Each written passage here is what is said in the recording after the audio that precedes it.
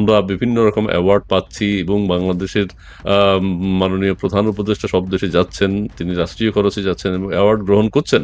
আমরা এই অ্যাওয়ার্ডের জন্য হ্যাঁ তাকে অভিনন্দন জানাই।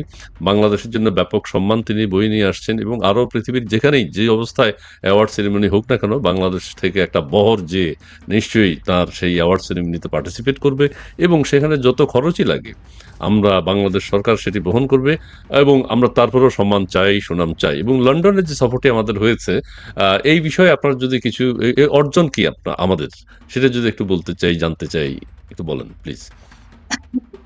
লন্ডন সফরের অর্জনটা আসলে ব্যাপক, গরম বাড়িয়ে দেওয়ার মতো আর কি। আচ্ছা আচ্ছা। লন্ডনে প্রথম হচ্ছে যে ধরেন লন্ডন সফরটা প্রথমে তো জনগণের কাছে এখন এখন স্পষ্ট, যখন শুরুতে যাচ্ছিলেন তিনি তখন মনে জি। হচ্ছিল রাষ্ট্রীয়, কিন্তু যখন ফিরে এলেন সফর। তখন সেটা এটা ব্যক্তিগত সফর।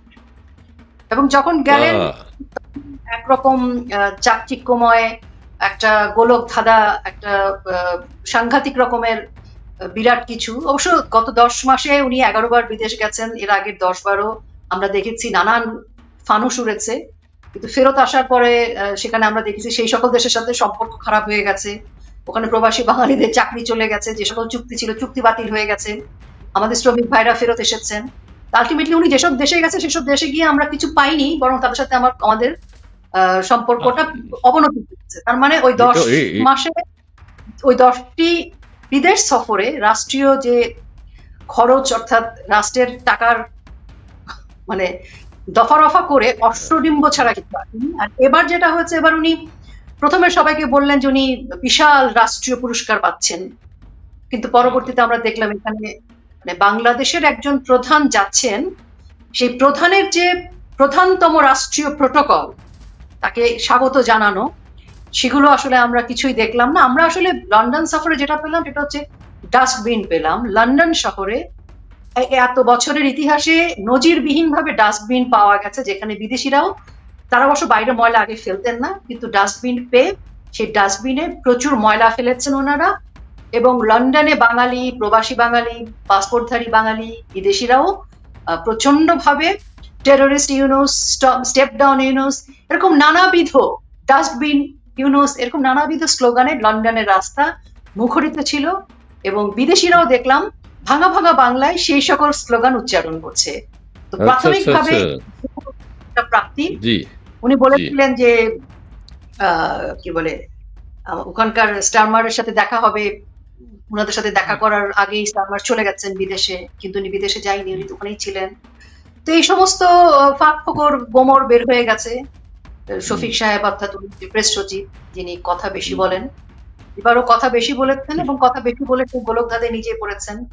একজন রাষ্ট্রের প্রধান বিদেশে যায়, তার সফরের প্রোটোকল থাকে, শিডিউলটা আগেই নির্ধারণ করা থাকে। আমরাই ছোট মোটো মানুষ বিদেশে গেলে শিডিউল ঠিক করা থাকে, কিন্তু একজন প্রধান ব্যক্তি যাচ্ছেন, ইন্টারন্যাশনাল প্লেয়ার, সেই ইন্টারন্যাশনাল প্লেয়ারকে ওখানে গিয়ে প্রথমেই বোল্ড আউট করে ফেলা হলো।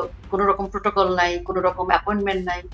আবার তার মধ্যে মনে করেন টিউলিপ সিদ্দিকী, ব্রিটিশ এমপি, তিনি যে চিঠি দিয়েছেন লেবার পার্টির অফিসে এসে এক কাপ চা খেতে খেতে, ইউনূস সাহেব বিদেশি পত্রপত্রিকায় টিউলিপ সিদ্দিকের ভাবমূর্তি নষ্ট করার জন্য যে সকল মিথ্যাচার করেছেন, সেগুলো নিয়ে আলাপ আলোচনার জন্য এক ধরনের আমন্ত্রণ ছিল সেখানে।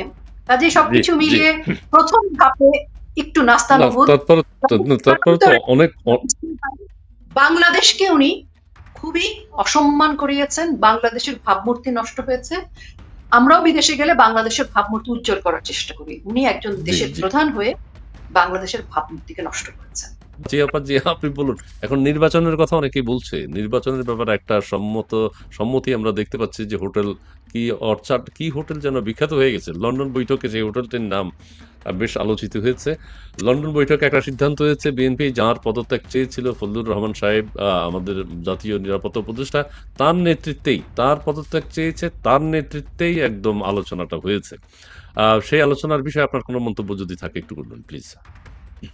আলোচনার বিষয় তো মতে থাকে, এখন এটাই তো আলোচনার মূল জায়গা। সেটা হচ্ছে যে জি জি। দেখেন, মানে যে মানে যাকে নিয়ে বিতর্ক হলো বাংলাদেশে, বিএনপি যাকে নিয়ে যার পদত্যাগ দাবি করলো, এবং যাকে নিয়ে প্রশ্ন উঠলো যে আমাদের মানবিক করিডোর, বাংলাদেশের ভূখণ্ডের নিরাপত্তার বিষয়, বাংলাদেশের সার্বভৌমত্বের বিষয় যাকে নিয়ে প্রশ্ন উঠলো, সেই ব্যক্তিটিকে নিয়ে, যে ব্যক্তির সাথে লন্ডন সফরে গেলেন, মিটিং করলেন। যার সাথে মিটিং করলেন তিনি কে? তিনি বাংলাদেশের সর্বোচ্চ আদালতে দণ্ডপ্রাপ্ত একজন অপরাধী, যার সম্প্রতি এই সময় তার সেই মামলাটা থেকে তাকে খালাস দেয়া হয়েছে।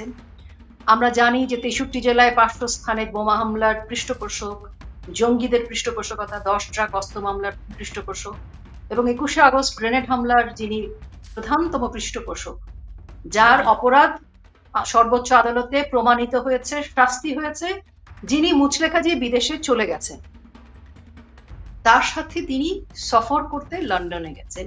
মূলত এটি ছিল তার আসলে মেইন কারণ, লন্ডন সফরের প্রধানতম একটি কারণ।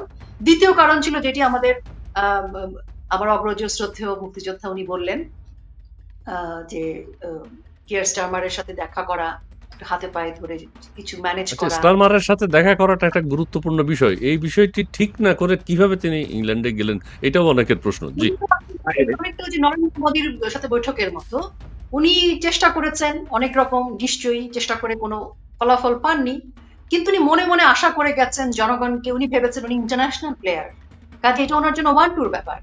এই ওয়ান টুর ব্যাপার, ইন্টারন্যাশনাল প্লেয়ার, আর ওনার তো আসলে প্রধানতম টার্গেট ছিল তারেক রহমানের সাথে মিটিং। এটা ছিল রদ দেখা কলা বেচা।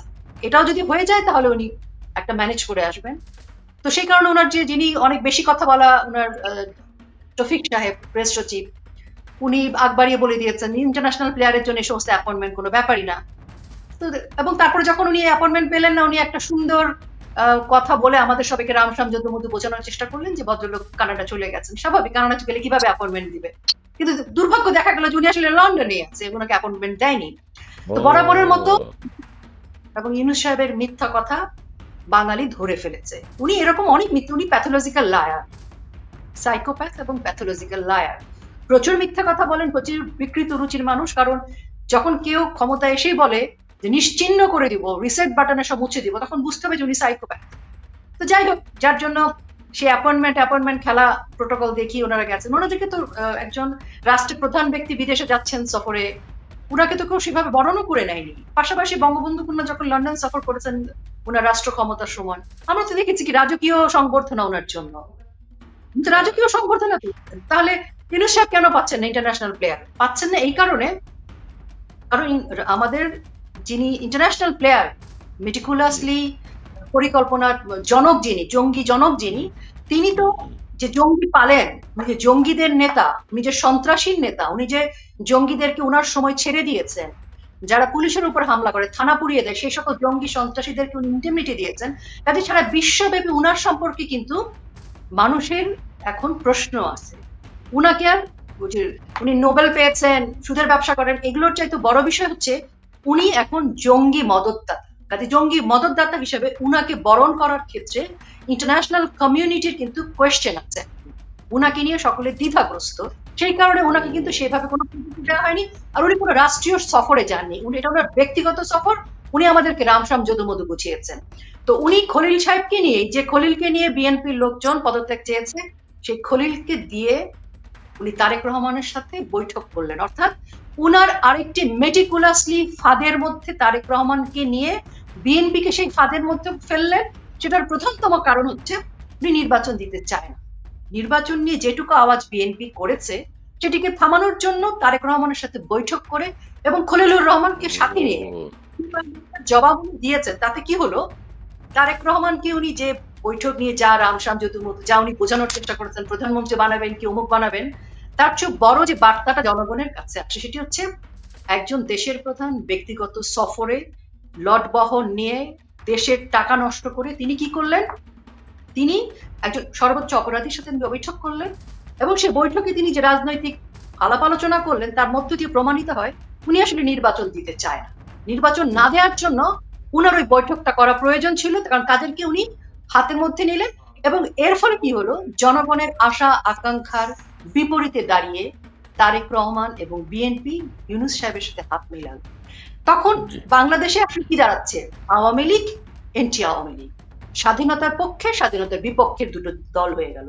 স্বাধীনতার বিপক্ষে ইউনূস, জামাতে ইসলামী, বিএনপি, এনসিপি, এবিসিডি, ইএফজি, যে সকল জঙ্গি ইসলামিক যে দলগুলো আছে হাসনাটা সহ, তারা একদিকে, আর স্বাধীনতার পক্ষে হচ্ছে বাংলাদেশ আওয়ামী লীগ সহ যদি তার সাথে অন্য রাজনৈতিক দলগুলো যুক্ত হয় জি তাহলে বাংলাদেশে এই মুহূর্তে জনগণের কাছে এই জিনিসটা স্পষ্ট যে মেটিকুলাসলি যে চক্রান্ত করে জুলাইতে জি যে জঙ্গি সন্ত্রাসী হামলা করে রাষ্ট্র ক্ষমতা দখল করেছে, সেই রাষ্ট্র ক্ষমতা দখলের মাস্টার মাইন্ডদের সাথে, সেই জঙ্গি সন্ত্রাসীদের সাথে বিএনপি তারেক রহমান যুক্ত হয়ে গেল।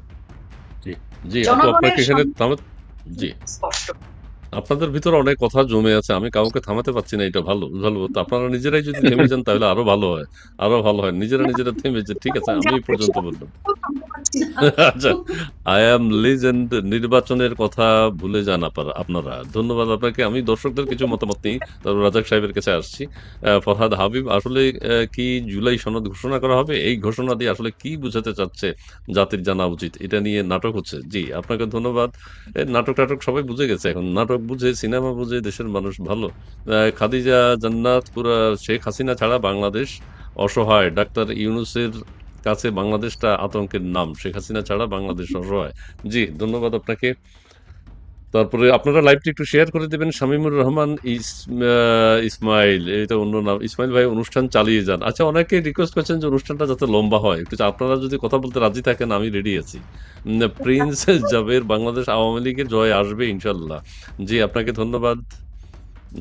এস এম আনিসুল ইসলাম বিগত 10 মাসে কিস্তি কাকুর জনগণের করের টাকা দিয়ে 13 বার বিদেশ সফর। এইসব সফর নেহাত ওনার ব্যক্তিগত। জি, আপনি বুঝে গেছেন এতে জাতি কি পেল? জাতি আমরা একটা অ্যাওয়ার্ড পেয়েছি ওই যে মায়ের দোয়া। মায়ের দোয়া তো ভালোই। যে দেয়ালে দেয়ালে থাকে যে ওগুলো নিয়ে ওগুলো মায়ের দোয়া তো ভালোই আছে, ওইটার একটা সম্মান আছে। কিন্তু যেটা উনি বুকে ধরেছিলেন, ওরে বাপ রে বাপ, অসাধারণ। আচ্ছা, আমি ইউনূস হজ করে না কেন? উনার টাকা পয়সা নাই। উনি অর্থবিত্ত থাকলে আল্লাহ পাক বলছেন যে তারা হজে যাবে। কিন্তু উনার তো নেই। কাজে উনি কিভাবে যাবেন? ও আচ্ছা, করিডোরের বর্তমান হালচাল কি? ভাই আছে, আছে মনে হয় এখন। আমরা এটা জানি না। কিন্তু সেটা নিয়ে এখন কোনো আলোচনা নাই। ওইটা দেশবাসী ভুলে গেছে। এবিসি, এসডি, তারপর তিনি লিখেছেন ইউনূসের লাজ লজ্জা বলে আছে বলে মনে হয় না। আপনার কি কারণে মনে হচ্ছে না ভাই? আচ্ছা।